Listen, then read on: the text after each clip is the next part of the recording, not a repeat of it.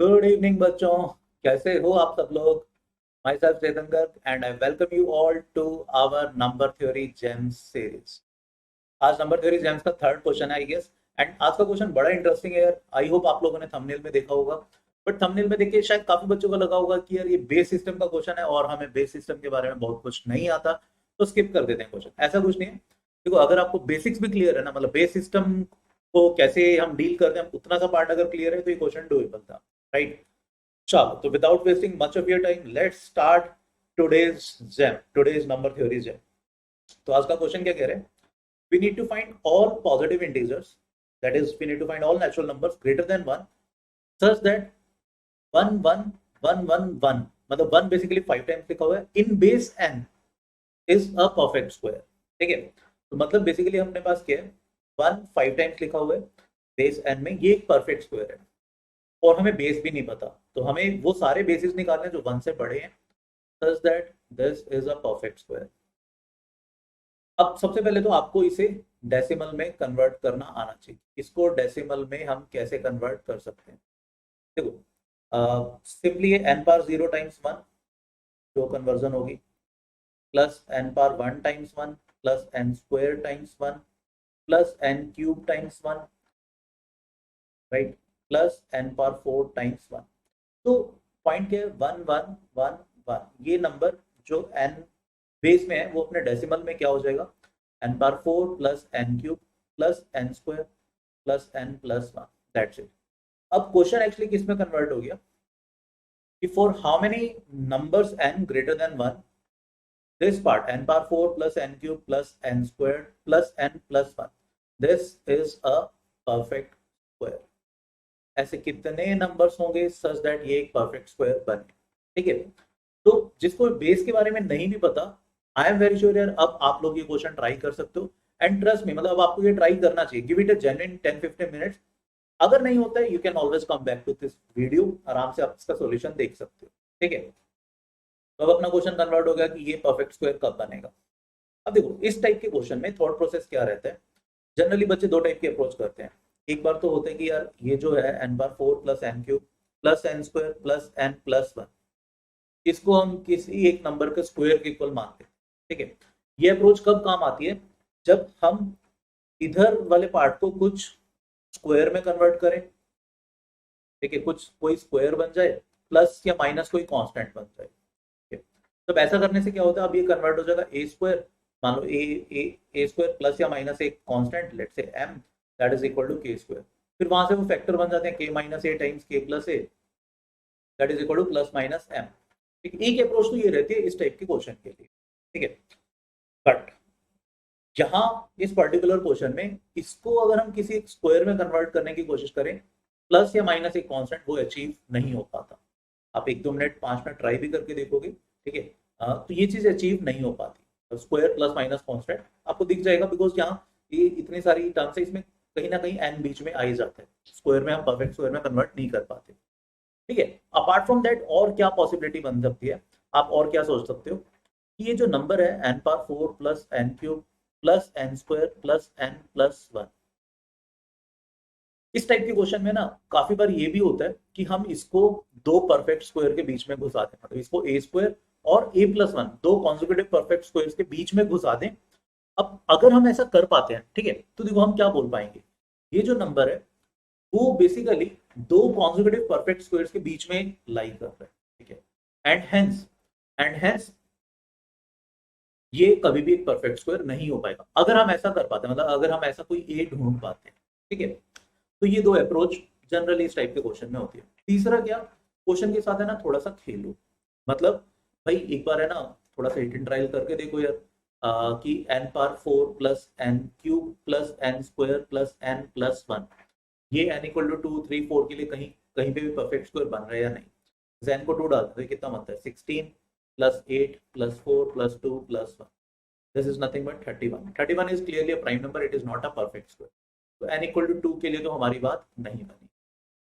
3 के लिए देखते हैं, 3 के लिए 3 power 4 which is 81 plus 3 cube which is 27 plus 3 square which is 9 plus 3 plus 1, 30 90 120 121 121 clearly एक परफेक्ट स्क्वायर है भाई। That is of 11 square. ठीक है, तो अब हमें एटलीस्ट हमें एक नंबर मिल गया n इक्वल टू 3 जिसके लिए एक परफेक्ट स्क्वायर बन रहा है। ठीक है, और कितने नंबर्स हैं पता नहीं, और कोई नंबर होगा भी या नहीं होगा पता नहीं, हमें थोड़ा सा वर्कआउट करना पड़ेगा, अपने को थोड़ी सी चीजें देखनी पड़ेगी। तो हमें अभी तक एक चीज मिली है, n इक्वल टू 3 एक नंबर है।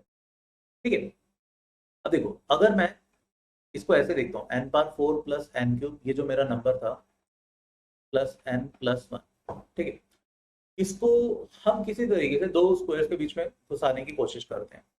यहाँ पे क्लियरली n पावर 4 आ रहा है, तो मतलब n स्क्वायर का स्क्वायर तो होगा ही, प्लस हमें n क्यूब भी चाहिए, तो प्लस 2ab अगर मैं करता हूँ तो यहाँ पर n अगर मैं करता हूँ तो n स्क्वायर तो आ जाएगा, बट वो 2n क्यूब आएगा। मैं एटलीस्ट n क्यूब लेकर आना चाहता हूँ तो n/2 करता हूँ। ठीक है, अगर मैं इतने से पार्ट का स्क्वायर करता हूँ, ध्यान से देखना, तो ये स्क्वायर क्या आएगा, क्या आएगा, n पावर 4 आएगा, प्लस एक टर्म बनेगी twice of ab which is n cube plus n square bye 4। ठीक है, बिल्कुल ठीक है, ये चीज समझ में आ गई।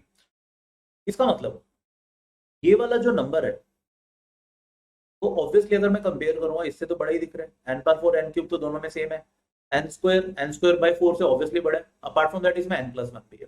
तो मैं ये कह सकता हूँ n की हर वैल्यू के लिए ये वाला जो नंबर है वो इससे बड़ा रहेगा, बट हमें तो इंटीजर में इंटरेस्ट है, ये नंबर तो जरूरी नहीं है इंटीजर हो, ये तो n अगर इवन होगा तभी इंटीजर होगा। ठीक है, कोई बात नहीं है, अभी हम एक बार चलो कंसिडर कर लेते हैं, let n is even, even के लिए कंसिडर कर लेते हैं।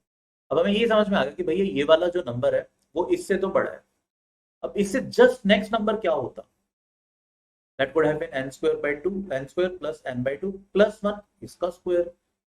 तो जस्ट नेक्स्ट परफेक्ट स्क्वायर यही होता ना, इसका होल स्क्वायर एक्सपेंड करते हैं, ये क्या बनेगा, n पावर 4 बनेगा, एक n क्यूब आएगा, प्लस n स्क्वायर बाय 4 आएगा, प्लस 2n स्क्वायर, तो 2n square plus n square bye 4 that will be 9n square by 4 plus 2n, मतलब twice of n/2 that will be n plus 1। ठीक है, ये number obviously इस वाले number से बड़ा है, और हम ये बोल सकते हैं क्लियरली ये नंबर जो है वो n power 4 plus n cube plus n square plus n plus 1 से क्लियरली बड़ा है। तो अब देखो अब क्या समझ में आया, मैं ये बोल सकता हूँ ये जो मेरा नंबर था original n power 4 plus n square n cube plus n square plus n plus 1, इसको मैंने दो कॉन्सेक्यूटिव परफेक्ट स्क्वायर्स में फंसा दिया, n square plus n/2 whole square, ये डेफिनेटली ये लेस देन किससे आ रहा है, n square plus n/2 plus 1 whole square. ठीक है, इस नंबर को मैंने इन दो परफेक्ट स्क्वायर्स में फंसा दिया, समझ पा रहे हो, ये स्ट्रिक्टली इससे बड़ा है, इवन इक्वल टू भी नहीं है, बड़ा है, ये वाला नंबर स्ट्रिक्टली इससे बड़ा है। आई होप ये चीज समझ में आ रही है, बट क्या ये इंटीजर होगा, हाँ n अगर आपने इवन ले लिया, if n is even then this is always true. तो इसका इसका क्या मतलब हुआ, इसका ये मतलब हुआ कि भैया इवन नंबर्स के लिए इफ n इज इवन, मैं यहाँ पे लिख भी देता हूँ, इफ n इज इवन, तो वी हैव प्रूव्ड कि ये जो नंबर था ये दो कॉन्सेक्यूटिव परफेक्ट स्क्वायर्स के बीच में आ रहा है। दैट मीन्स ऐसा कोई भी इवन नंबर, ऐसा कोई भी इवन नेचुरल नंबर एग्जिस्ट नहीं करेगा सच दैट ये आपका एक परफेक्ट स्क्वायर बने। ठीक है, तो इसका मतलब ये तो क्लियर हो गया कि भैया n इवन एग्जिस्ट नहीं करेगा। अब हमें ऑड के लिए भी देखना पड़ेगा। ठीक है, अब ध्यान से देखो, मैंने ये तो प्रूव कर दिया था कि ये जो n power 4 plus n cube plus n square plus n plus 1 ये actually n square plus n/2 से तो बड़ा है, बट अगर n ओड होगा तो this will not be N integer, and in fact इसका फ्रैक्शनल पार्ट एक हाफ की टर्म आएगी। तो अगर मैं इसमें से हाफ माइनस कर दूं, उसका स्क्वायर करूं, अब अगर n स्क्वायर प्लस n/2 का स्क्वायर ही, जैसे मैंने पिछली स्लाइड में देखा था ना, इतने से पार्ट का स्क्वायर ही हमेशा इससे छोटा है, तो अभी मैंने उसमें से हाफ सब्ट्रैक्ट कर दिया, वो तो डेफिनेटली इससे छोटा आएगा ही आएगा। अब अगर मैं ये प्रूव कर दूं कि इससे जस्ट नेक्स्ट जो कॉन्सेक्यूटिव इंटीजर बनेगा that is n square plus n/2 minus half plus 1 that will be plus half, अगर इसका स्क्वायर किसी तरीके से इस वाली क्वांटिटी से बड़ा आ गया तो हमारी बात बन जाएगी। ठीक है, तो अपन क्या करते हैं, इसका होल स्क्वायर खोलते हैं एक बार, ये कितना बनेगा, n पावर 4 आएगा, और क्या आएगा, n क्यूब आएगा, इन दोनों को जब ट्वाइस ऑफ दिस करेंगे, प्लस और क्या क्या टर्म्स आएगा, n square plus n square bye 4, तो बन जाएगा 5n स्क्वायर बाय 4, अगर हम n की बात करें, n का टर्म आएगा twice of n/4 which is n/2 plus 1/4, ठीक है। तो ये इसका स्क्वायर आया जो कि हमें दिख रहा है n/4 n³ ये तो सेम है, 5n² इससे बड़ा है, बट n/2 छोटा है, 1/4 भी छोटा है। तो अब हमें चेक करना पड़ेगा ये वाली क्वांटिटी इससे कब बड़ी आती है, ठीक है। तो what we want to solve when this quantity is greater than this. तो हम यहाँ पे थोड़ा सा सॉल्व कर लेते हैं, ऊपर कर लेते हैं। चलो, तो n/4 plus n³ plus 5n² plus n/2 plus 1/4, ये हम सोल्व करना चाहते हैं ग्रेटर देन इससे, which is n/4 plus n³ plus n² plus n plus 1। n/4 n³ तो उड़ गए, ठीक है। तो बचता क्या, 5n² by 4 minus n², ठीक है। तो that will be n²/4, n/2 minus n, तो माइनस n/2 माइनस 3/4। ये ग्रेटर देन 0 कब होगा, ठीक है, राइट। तो अब देखो ये समझ में आ रहा है हमें, ये इसका एलसीएम ले लो, तो that will be n² minus 2n minus 3 greater than 0। और वी कैन से कि भाई n, इसके फैक्टर्स बन रहे हैं n+1 times n minus 3 greater than 0। Clearly n greater than 1 था, है ना, तो n+1 तो ऑलवेज पॉजिटिव है, तो इस एंटायर चीज को पॉजिटिव होने के लिए n minus 3 को n ग्रेटर देन 3 होना पड़ेगा। अब ध्यान से समझना क्या हुआ, जब n ग्रेटर देन 3 है, when n is greater than 3, तो ये वाली जो क्वांटिटी है वो इससे बड़ी है।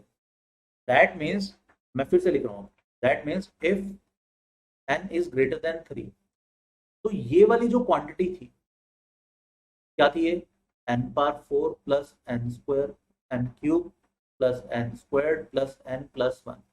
इसको हमने दो परफेक्ट स्क्वायर के बीच में फंसाया। एक तो ये था which is n² plus n/2 minus half square, ठीक है।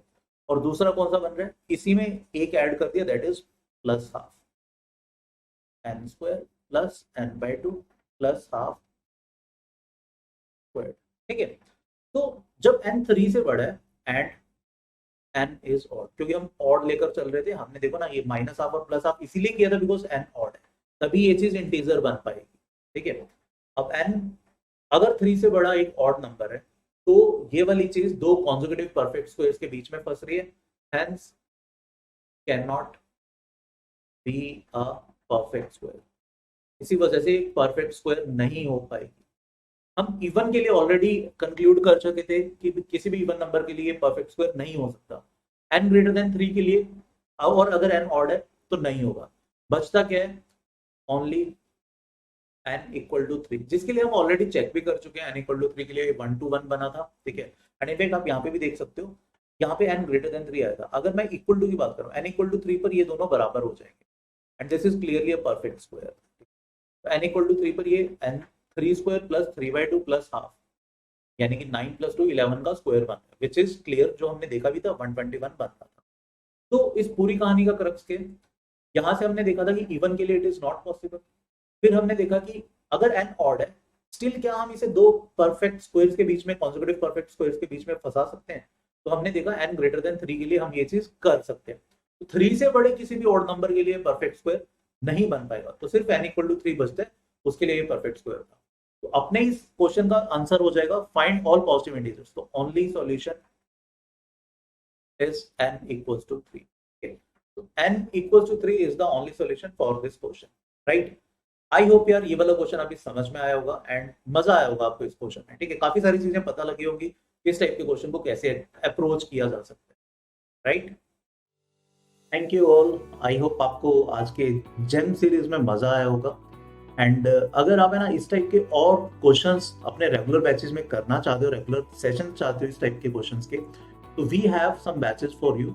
Currently at Vedantu we are running RMO batch and INMO batch अच्छे बच्चों के लिए, ठीक है। And these batches are completely free of cost. You do not have to pay anything to get enrolled in these batches, right? But yes, there is some eligibility criteria for these batches. RMO batch के लिए eligibility criteria क्या है कि अगर आपने IUQM 21-22 जो अभी 6 मार्च को एग्जाम हुआ था, 6 मार्च 2022 को, अगर आपका उस एग्जाम में स्कोर 8 या अबव आ रहा है, ठीक है, और आपने पहले कभी भी किसी IUQM या प्री RMO के एग्जाम में आपको सर्टिफिकेट मिला है, तो then you are eligible for this batch. Batch का स्केड्यूल क्या है, 2 days अ वीक ये बैच होता है, ठीक है, ट्यूसडे एंड थर्सडे को।